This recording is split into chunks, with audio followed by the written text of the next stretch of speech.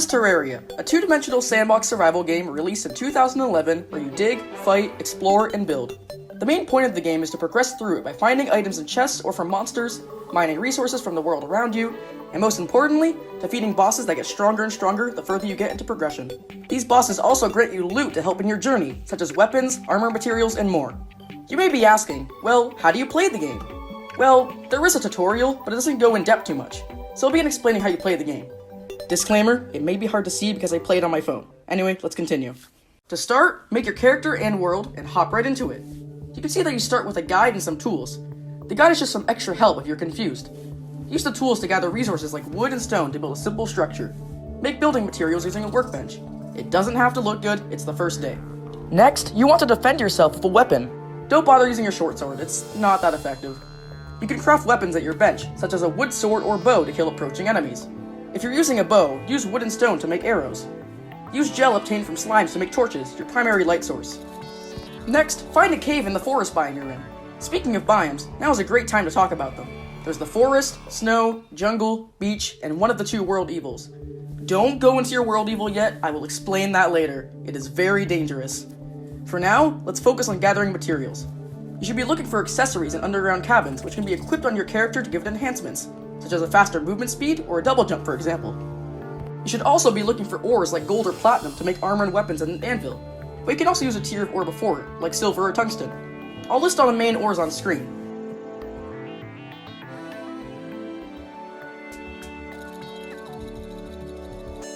One last thing you should be looking for underground are life crystals. These are super important, because one crystal gives an extra 20 life points to your character. You can get a maximum of 400 life with these, so try finding as many as you can. Now that you're on the surface, you should build more housing for NPCs. NPCs are essential to a playthrough, as they can offer you useful items in exchange for coins that you get from enemies and such. You should be looking for these NPCs, the merchant, the nurse, and the demolitionist. All of them have requirements to obtain, like 50 silver coins for the merchant or 1 consumed life crystal for the nurse, but I won't go into too much detail with them. To make proper housing, by the way, for the NPCs, you need regular tiles, a door, wall tiles, a light source, a table, and a chair. Try making as many homes as you can for any NPCs. Now, you may be asking at this point, where are the bosses you mentioned? Well, I'm glad you asked, because now I will talk about them. You may have found a suspicious-looking eye underground in a chest. That is a boss summon for Terraria's most iconic enemy, the Eye of Cthulhu. It can only be summoned at night, so you need to prepare. You should have at least 200 life, some health potions, 10 or more defense points, a long platform as an arena, and some buff potions to power up your character for a limited time. One buff potion that is super important is Iron Skin, which gives you 8 extra defense points, so on top of the armor, you can tank most of the Eye's attacks. One last thing, you should have Hermes boots and a cloud in a bottle. The boots essentially double your movement speed if you gain momentum, and the cloud gives you a double jump. Now that you're prepared, it's time to summon the Eye. Once you summon it, it should be pretty easy. It will charge at you in both of its phases, as well as summon minions, but you can take them down easily. You can use a weapon of your choice, like a magic staff used with mana points, a broadsword and mace, a bow of flaming arrows, or even a whip. There's lots of different weapons, so feel free to use what you want. You can even go with a set playstyle or class that uses one kind of weapon. These classes are known in the community as Melee, Ranger, Mage, and Summoner. Melee uses close range weapons, Ranger uses guns, bows, and throwables, Mage uses magic weapons used with mana, and Summoner commands armies using staffs that summon creatures. There are even armor sets that increase the damage and uses of certain classes. Now that you've defeated the Eye of Cthulhu, you can use the resources to make better weapons. You can find more resources, NPCs, accessories, and other things that will help you take on stronger bosses. So now that you found more gear, you can venture to your evil biome and summon the next boss. You may have stumbled upon your world evil before, but now you're going to go deeper into it. If you have corruption, which is the purple one, you have narrow chasms that you need to venture down to find shadow orbs, which when broken with a hammer will grant loot, but will summon the boss before preparation if you break too many. Bombs for the demolitionist NPC are recommended, as you need them to blow up the stone to access the orbs. Now if you have the Crimson, the blood red biome, you will find a winding cave that leads into a large, more open underground cavern. Once again, bring bombs to break the stone, and use a hammer to break the fleshy hearts. Those also grant you loot, but different items from the shadow orbs. Before you break 3 of the orbs or hearts, you need to prepare. Prep in a similar fashion to the first boss fight. Make platforms, get your potions and accessories, find more life, and use some new weapons. A weapon I recommend for the corruption boss is a bow of Jesser's arrows and grenades. The arrows pierce the boss, and the grenades absolutely decimated. Now, a weapon you can use for the Crimson boss is the Mini Shark, which can be bought from the arms dealer. The way you get him is by obtaining a gun, such as the musket from the Corruption or the Undertaker from the Crimson. Use the ammo of your choice, but I recommend silver bullets as they do more damage than the musket balls purchased from the arms dealer. Now that you're ready for battle, summon the boss. If you have Corruption, you got the abnormally large worm, the Eater of Worlds. Use your bow of Jester's arrows, grenades, or other weapon of your choice to try and dodge where he comes from. Crimson, you have the Brain of Cthulhu, HP Lovecraft's Return. Use your Mini Shark and start firing away at the eyes the brain summons. Killing all of them will open the brain. Should be pretty easy to kill, as it's fairly slow and is a large target. Congrats! You've defeated your second boss! You can use the materials you got from it to make a new armor set and weapons. But if you don't want to use the Crimson or Shadow armor, another option to that is this. You may have noticed that a meteorite has fallen from the sky. If you go over to it and mine it using a gold pickaxe, you'll obtain the meteorite's ore. If you go back to your furnace and anvil, you can make the meteor armor and space gun, one of the best combinations at this point in the game. It has good defense, a sick effect, and most importantly, makes it so the space gun costs no mana points to fire. This set is great for your next boss, Skeletron. Before you fight him though, you might have to battle another boss. This time, it's not just one enemy, it's an entire army of goblins. Not to worry though, if you have grenades or any of that meteor equipment, you should be good to go. The goblins also stay in packs, so weapons like those are great for them, as they have incredible crowd control capabilities. Once you've defeated the army, you should now look for the Goblin Tinkerer NPC underground. She'll let you combine accessories, reforge items, and more. I'll leave out what you use them for, because I want you to figure that out for yourself if you ever play the game.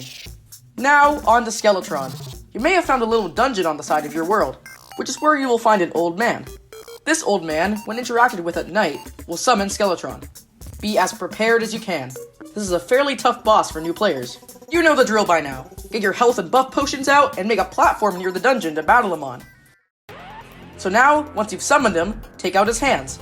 These will knock you around pretty hard, so be sure to take them out first. Once they're gone, use your weapon, preferably a ranged one at his spinning head attack. This attack does quite a bit of damage, so keep your distance. Anyway, now that you've defeated Skeletron, you're almost there. You can now explore the dungeon and find all of its treasures. You can find golden keys from enemies and pots to open the golden chests, which grant incredibly helpful loot. Here are the items you should look out for. The Cobalt Shield, the Water Bolt, which is from the bookshelves, the Shadow Key, the Handgun, and the Muramasa. These all give great power boosts to your character, and the key will be useful later.